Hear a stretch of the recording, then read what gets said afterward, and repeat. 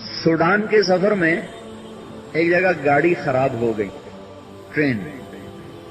वहां की ट्रेनें पाकिस्तान से भी थकी। Subscribe Al Bayanat Tube Official. उससे थोड़ी देर पहले उन्होंने कहा था कि मैं एक ऐसी दुआ जानता हूं, जंगल में भी मांगू तो अल्लाह रिस्क पहुंचाए।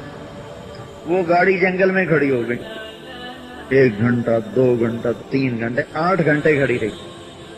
अब सारी जमात को लगी भूख। उनका हजरत अब वो दुआ मांगे। हमें तो भूख लगी, मिलता कुछ है नहीं। तो दुआ तो कुरान की है,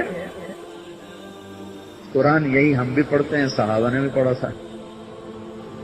तो उन्होंने मूसा अलैहिस्सलाम वाली दुआ पढ़ी, रब्बी इन्नी लिमा अंज़लता इलैया मिन खैरिन फ़क़ीर।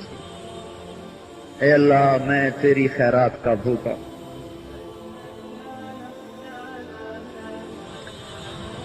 आधा घंटा गुजरा होगा, पौना घंटा, 20 मिनट से पौने घंटे के दरमियान एक काला जंगल से भागता हुआ आ रहा, सर पे टोकरा रखा हुआ, भागा